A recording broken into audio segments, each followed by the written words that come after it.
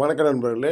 நம்ம 17, 18, 19, 20க்கான ஜனவரி 20க்கான current affairs பார்க்க போறோம். அதாவது தினமணி நியூஸ் பேப்பர் பேஸ் பண்ணி நம்ம கொஷின் எடுத்திருக்கோம். சரிங்களா?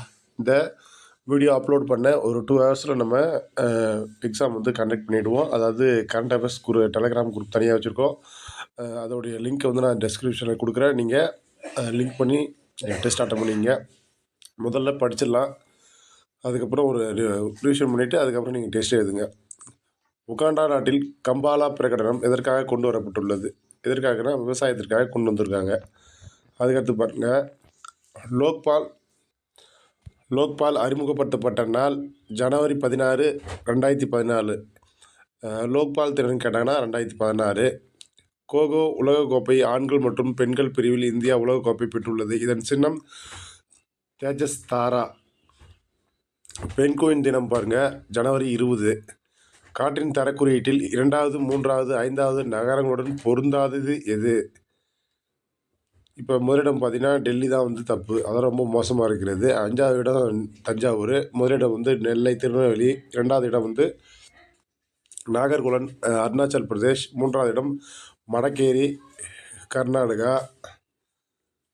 அதுக்கடுத்த கொஸ்டின் பாருங்கள், வானிலை பற்றி அறிய 14/1/2025 தொடங்கப்பட்டது. தற்போதைய அணுசக்தி ஆணையத்தின் தலைவர் ஏ.கே. மொகந்தி.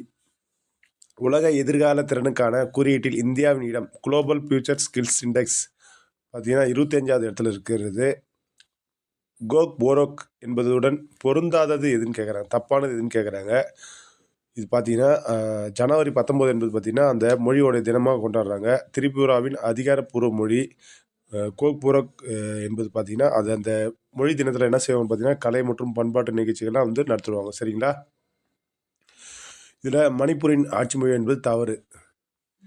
அதுக்கடுத்து பாருங்கள், சமீபத்தில் காற்றின் தரக்குறியீட்டில் இந்தியாவிலேயே முதலிடம் வகிக்கும் நகரம் என அறிவிக்கப்பட்ட நகரம் திருநெல்வேலி.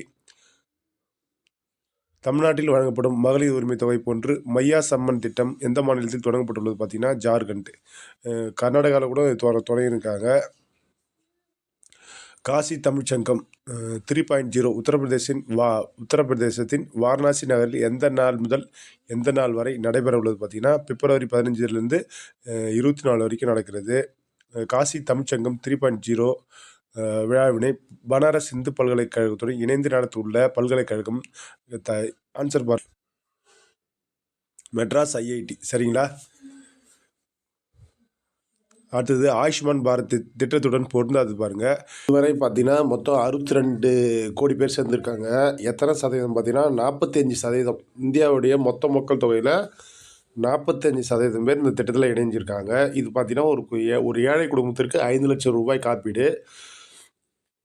70 வயதிற்கு மேற்பட்டவர்களுக்கு பார்த்தீங்கன்னா 6 கோடி பேர் சேர்ந்துருக்காங்க. இது ரீசெண்டாக தான் விட்டாங்க. 2018 இந்த திட்டம் தொடங்கப்பட்டது.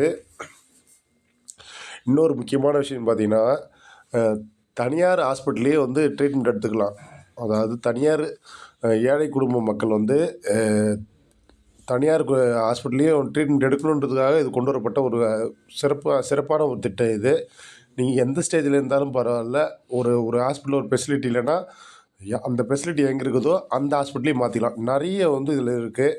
ரொம்ப கண்டிஷன்லாம் வந்து ரொம்ப குறைவு. சரிங்களா? உலகின் மக்கள் தொகையில் முதலிடம் வகிக்கும் நாடு எதுன்னு பார்த்தீங்கன்னா இந்தியா. 2ஆம் இடம் பார்த்தீங்கன்னா நமக்கு சைனா தெரியும். இப்போ தற்போதைய இந்திய மக்கள் தொகை எவ்வளோன்னு பார்த்தீங்கன்னா 142.86 கோடி. சரிங்களா? 182.86 கோடி. லோக்பால் தினம் நான் முன்னாடியே சொன்னேன், ஜனவரி 16, 2014 தொடங்குறாங்க.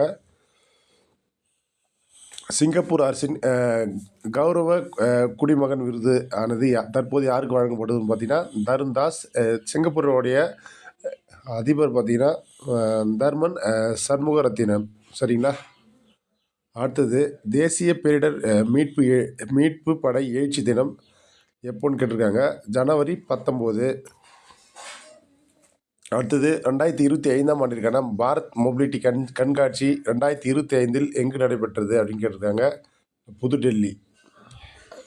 இந்தியாவில் தனியார் செமிகண்டக்டர் ஆலை எந்த மாநிலத்தில் துவங்கப்பட உள்ளதுன்னா ஆந்திராவில் தான். வங்கதேச அரசியலமைப்பு சட்டத்திலிருந்து சமீபத்தில் நீக்கப்பட்ட வார்த்தைகளுள் தவறானது.